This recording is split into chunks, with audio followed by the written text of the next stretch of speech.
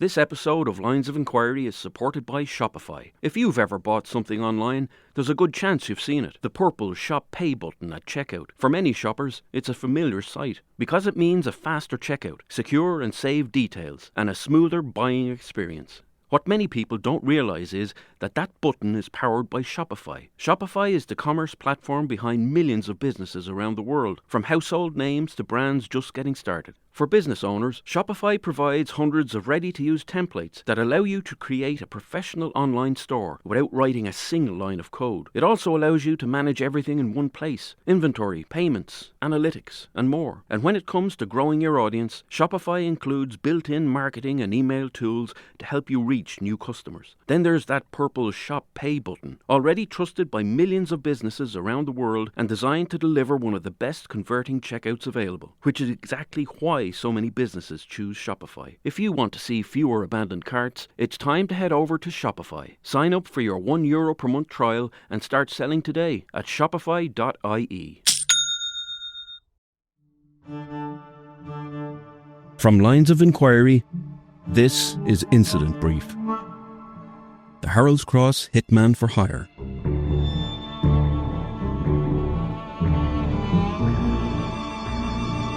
My name is John Sweetman.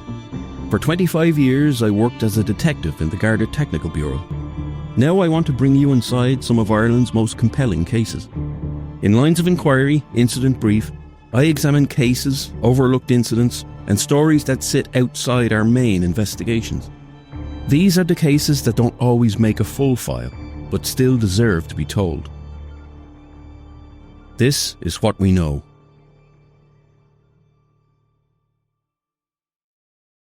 On a bitter cold January night in 2020, the suburban silence on Mount Talent Avenue in Harold's Cross is shattered by the sound of banging and screaming. A woman in a wheelchair sits nervously in her living room, heart pounding. Her 3 young children are upstairs, but they can hear the banging on the door too. She already knows who is on the other side and is terrified. The man banging on the door is looking for her husband Bryan. He warns her that Bryan owes him money and makes it clear what will happen if it is not paid. She will be kneecapped. This is no ordinary debt. This is money Bryan paid to the man to have 2 people killed. The man at the door is Alan Leach. He has already taken a photograph of the house, and this is not his first time there. He has called before, making demands, but now the threats are escalating. After he leaves, the woman notices that the back door mat has been lifted, as if someone has been searching for a key. Gardaí are called, but by that point the situation has already moved beyond control. Because what is happening at that front door did not begin tonight. It began months earlier, with messages exchanged online, a relationship breaking down, and Bryan Kennedy putting a plan in place to have his wife's 2 friends killed. This case begins with an online connection, a friendship that developed between 3 people who had never met in person and who were living in different parts of the world. Over time, that connection became closer, more personal, and more significant. It was described in coverage as an online affair. But it would also become the basis for something else entirely. In late 2019, Bryan Kennedy, a 35-year-old Irishman living with his wife and 3 children in Harold's Cross, made arrangements to have 2 women in Quebec, Canada, killed. Those women, Stephanie Poirier and Clara Oude Brunet, had no direct relationship with him. They were not involved in criminal activity, and there was no connection to him through work or family. Their connection came through his wife, and through a friendship that blossomed into something deeper after developing online. During 2019, Kennedy's wife had begun communicating with both women through social media and online messaging platforms. Over time, that interaction became more regular and grew into a close and increasingly personal online friendship. They spoke daily, shared details of their lives, had spent a lot of time together online playing Dungeons and Dragons. What had started as a casual connection developed into a close and trusted friendship, which eventually would become an online affair. As that friendship grew, Kennedy's wife began speaking openly about her relationship at home. She described difficulties within the marriage and confided in her newfound online companions that she intended to leave Bryan. Stephanie Poirier and Clara Oud Brunet supported and encouraged her in that decision. At that time, Kennedy was living with his wife and their children in Harold's Cross. His wife had a significant physical disability and used a wheelchair. He was carrying much of the day-to-day responsibility within the household, including caring for the 3 children. The nature of his wife's disability meant she was unable to provide the required care the children needed. The relationship between Kennedy and his wife was under strain. As the communication between the 3 women continued, the wife spoke candidly about her imminent plans to leave her husband. Kennedy was not part of those conversations, but he was acutely aware of her plans. He had been reading every message she sent and received. Without his wife's knowledge, he accessed her messages and followed the exchanges as they happened. He could see his wife describing the breakdown of their relationship, speaking about leaving, and being encouraged to do so. He could see plans being discussed, including the possibility of her travelling to Canada to stay with them. He was watching those conversations unfold in real time. Later, he would describe his reaction in simple terms. Kennedy said he had just gone crazy, that it was heartbreak, and that he began thinking in ways he had not before. Kennedy formed a plan. Faced with the prospect of his wife leaving him, he decided that the 2 women at the centre of that decision would be killed. It was a decision that was shocking, brutal, and reckless. In October 2019, Kennedy made contact with a man he knew, Alan Leach.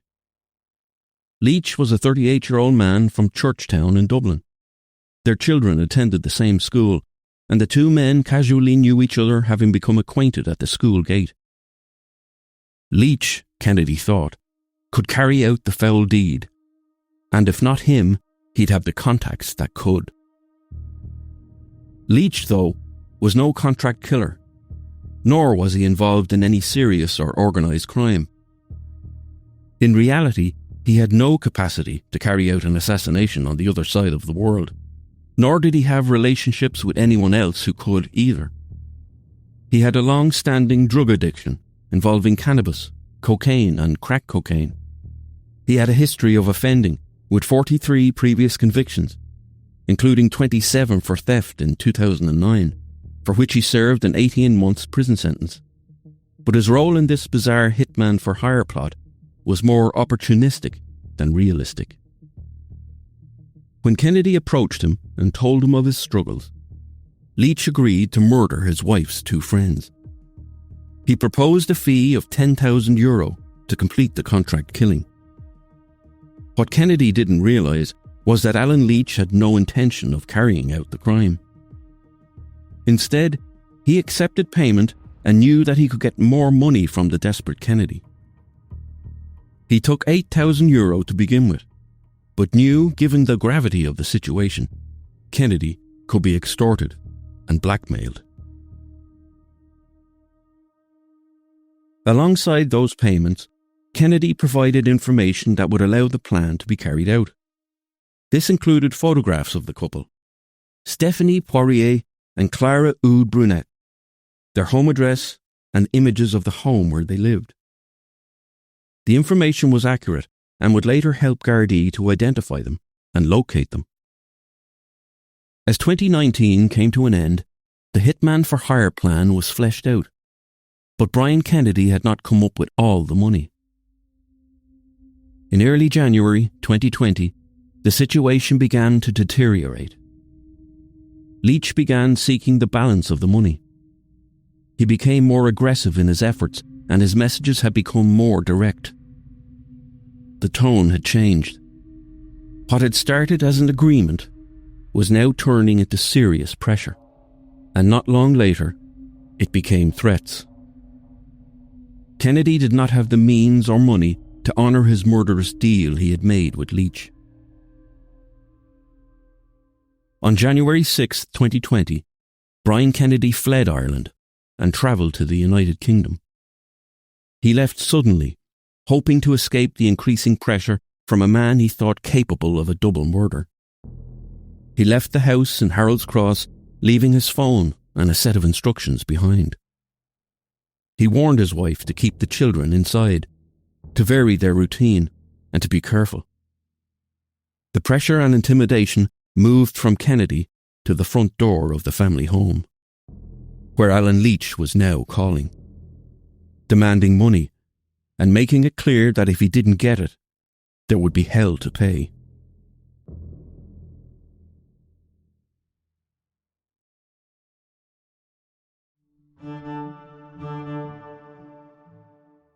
Once Bryan Kennedy fled to the United Kingdom, the pressure he had brought on himself did not disappear. It shifted instead to the people he had left behind, and most immediately to the woman at the centre of the household in Harold's Cross, his wife. Alan Leach began calling to the house, intimidating Kennedy's wife and children, demanding money, telling her openly that Bryan had arranged a €10,000 hit on her two friends in Canada, and that the balance was still owed. The shock of that revelation hadn't even subsided when he delivered a terrifying ultimatum. The debt was now hers to pay, and if the money could not be found, he would be back, and she would be kneecapped. Leach took a photograph of her hall door, returned again, and made it clear that this was not an empty threat. What followed was a sustained period of intimidation. Leach approached Kennedy's wife at the school gates looking for him, then returned to the family home at Mount Talent Avenue, Harold's Cross, banging and kicking at the front door, shouting, "Hand over Bryan, or there'll be trouble." The family's routines changed. The children were kept inside. Routes to and from school were altered. What had begun as a murderous plot, formed in secret between a desperate man and a local petty criminal, had now moved beyond the arrangement itself and into what should be the safe confines of the family home, arriving directly at the front door with increasingly menacing threats of violence. Gardaí were made aware of what was happening, but the response required careful handling. An arrest too early might endanger the Canadian women, if there was any actual substance to this plot. At that point, the priority in the investigation was to establish if the threat extended beyond intimidation, and if anyone, either in Ireland or in Canada, was in actual immediate danger. Because by then, the situation was no longer confined to a man making threats at a front door. It had become a cross-border murder-for-hire investigation. As Gardaí began to piece the case together, the trail of evidence showed how far the plan had gone.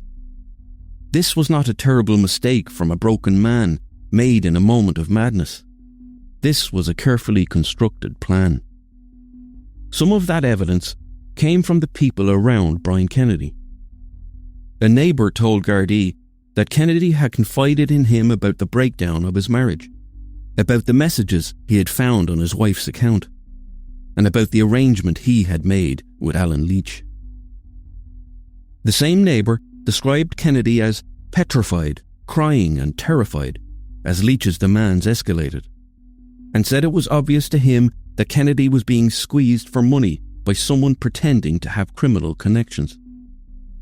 The witness also described the point at which Kennedy arrived at his house, white in the face and terrified, carrying belongings with him before fleeing Ireland.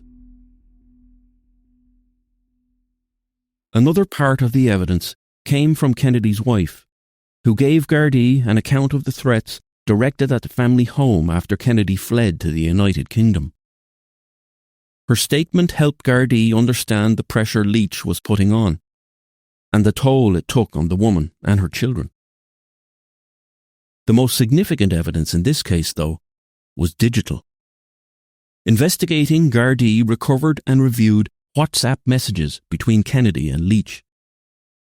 In the later extortion proceedings against Leach, the court heard that Gardaí had taken 65 screenshots of messages between the two men, dealing with the organisation of the killings, the money, and the pressure for further payment.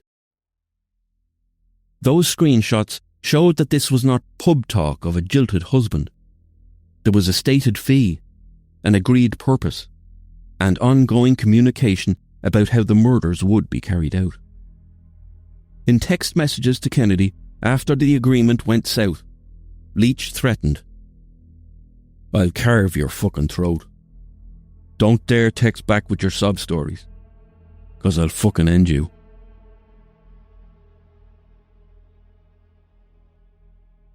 The financial side of the case also mattered. The evidence showed that Kennedy, who was on social welfare, had gone to great lengths to muster up the money to pay for the hapless hitman. He borrowed cash from family members, friends and neighbours to pay Leach €8,000 of the agreed fee. That figure came up repeatedly in court and formed a key part of the prosecution case.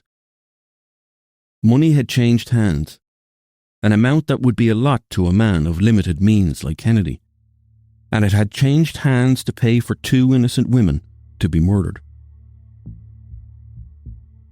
The witness statements and digital evidence were rock solid. Bryan Kennedy also made his own admissions. After Gardaí executed a search warrant at his sister's house, Kennedy was arrested and brought to Terranure Garda Station. In an interview, he admitted that he had engaged Leach to hurt or kill the Canadian couple. He said he had paid as much as he could, and that he had backtracked only when the amount became too much, and Leach became obsessed about the remaining €2,000. This wasn't a man who had had a revelation that what he was doing was morally wrong. He simply ran out of money to pay for his hit. He also admitted that he had accessed and hacked his wife's Facebook messages in order to identify the women and move the plan forward. One of the clearest pieces of evidence concerned the language used in those messages. Gardaí asked Kennedy about a message referring to having two people painted.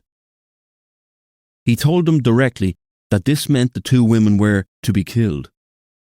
In other words, there was no ambiguity around the wording. Kennedy himself explained what it meant, and in doing so, removed any argument that this was metaphor, exaggeration, or misunderstanding. The term has its roots in organised crime in America and the mob.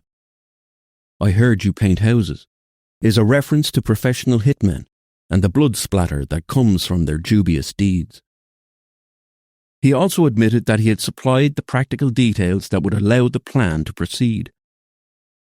Gardaí asked him about a message in which he referred to having their personal address and phone number. He confirmed that this referred to Stephanie Poirier and Clara Oud Brunette. In reports covering the case, it was made clear that he had provided photographs of the women and images of the property where they lived. That combination of names, contact details, address information and photographs was significant because it showed careful preparation, not impulse or passion. The Garda interviews also revealed something else that mattered when the case came to sentencing. Kennedy said that at one point he had told Leach to keep the money, and that the job no longer needed to be done, and he admitted that he had even begun thinking of killing the women himself. The court treated that as important, because it suggested that his withdrawal from the arrangement was not based on any moral decision to stop, but on his doubts about Leach and the way the arrangement was unravelling. Kennedy's account of motive was also part of the evidential picture. He told Gardaí he had done it out of love and heartbreak, and that he wanted to be open and honest about the matter, adding that he was sorry and remorseful. His cooperation with Gardaí was later accepted by the sentencing judge as a mitigating factor, but it sat alongside evidence that the plan had been deliberate, funded and pursued over months. As Gardaí worked through the evidence, they also had to establish the reality of Leach's role. The later extortion case made clear that Leach had never contracted any third parties and had never actually put in place a real hit team. Instead, he exploited Kennedy's belief that he had criminal connections. He told him that others were involved, claimed he had been beaten over the debt, and even pretended at one stage, with an AirPod in his ear, to be in contact with threatening third parties. Gardaí also heard Leach admit after arrest that Kennedy thought he was involved in gangs and that he had played along and decided to take advantage of him. That evidence did not reduce the seriousness of Kennedy's conduct, but it explained why the plot quickly fell into extortion of a naive and desperate man, rather than double homicide.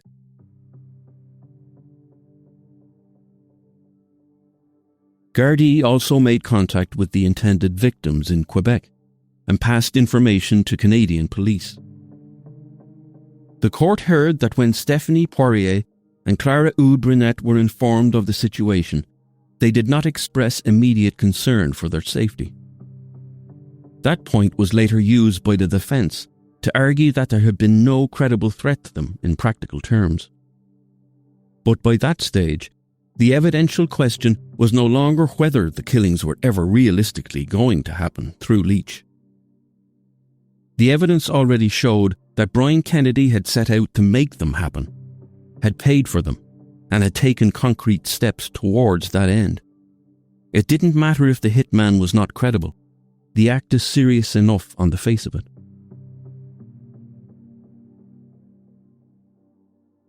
That is what Gardaí ultimately proved. Not that a professional hit had been set in motion, but that a man in Dublin had done his best to set one in motion, had financed it, had identified the intended victims, and had then watched the whole thing collapse into threats, fear, and criminal exposure on both sides of the Atlantic. Kennedy's wife delivered a powerful victim impact statement to the court, where she detailed the recurring PTSD nightmares her husband's actions had caused, and said that the stress had worsened her physical condition so badly that she was now in a wheelchair full-time. Her account of the harm was direct and unsparing. She said that Leach had ruined her life, her mental and physical health, and had caused immense stress to her children, and that the father of those children was now in jail because of what had followed. Judge Orla Crowe, when sentencing Leach, accepted that he had pursued a vulnerable woman at her home on 3 separate occasions. Across the Atlantic to Stephanie Poirier and Clara Oud-Burnett in rural Quebec, 2 women who had believed they were simply supporting a friend through a difficult relationship. Instead, they learned that their names, photographs, address, and images of their home had been passed on as part of an arrangement to have them killed. In later reporting, Stephanie described the shock of discovering that what she believed had been a private friendship had become the basis for what she called an international crime incident. She said that after learning of the plot, she and Clara began parting each day with the awareness that they did not know if it might be the last time that they saw one another. In legal terms, the court accepted that the women in Canada were never in immediate practical danger from a genuine hitman. But emotionally and psychologically, the lasting damage was still profound. Stephanie described becoming fearful even of ordinary things, saying that she still physically jumped and hid when there was a knock at the door. The knowledge that their address and images of their home had been shared with a man who claimed he could arrange their killing altered the way they understood their own safety. Distance did not erase that. If anything, it deepened the sense of helplessness, because the threat had originated in another country, in circumstances that they had no way of controlling. What makes the impact of this case so stark is that the violence did not need to be carried out to do damage. By the time Gardaí became involved, the fear had already spread through 2 households across 2 countries. In Harold's Cross, a woman and her children were living with repeated intimidation in their home. In Quebec, 2 women discovered that their private lives had been turned into target material for a murder plot. The plan may have failed in practical terms, but its consequences were very real.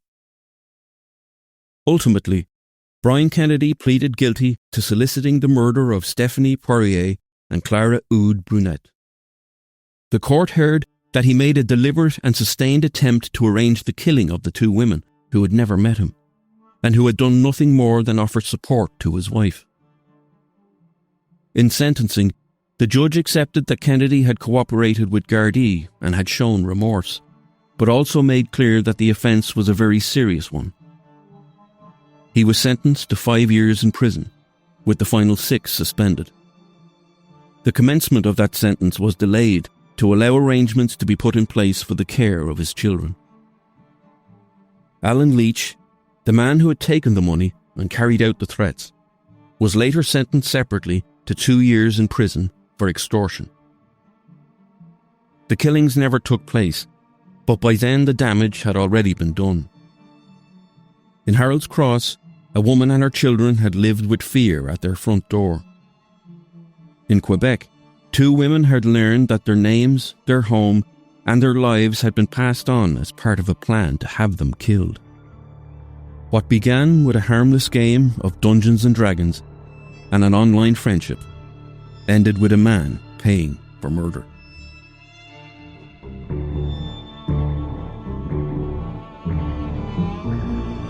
Thank you for listening to this episode of Lines of Enquiry Incident Brief. Lines of Enquiry is presented by me, John Sweetman. The podcast is created by Darren Cleary. Our executive producer is Eoin Brennan. Siobhan Walsh, Aoife Plunkett and Siobhan Maguire are our producers. This episode was written by Darren Cleary and edited by Eoin Brennan. Sound design and editing by Neil Kavanagh. Legal, marketing and social media support comes from the team at GoLoud. If you would like to support the series, we'd really appreciate it. Please share it with a friend on WhatsApp, post it to your social media, or simply recommend it to someone you know. It makes a real difference. Please leave a comment here if you're listening on Spotify. Every new comment helps others discover the podcast. We'd be grateful if you could follow us on Instagram. Search @Lines of Enquiry Podcast. Join me next time as we open another case and follow the evidence wherever it leads. Because in the end, everything done in the dark comes to light.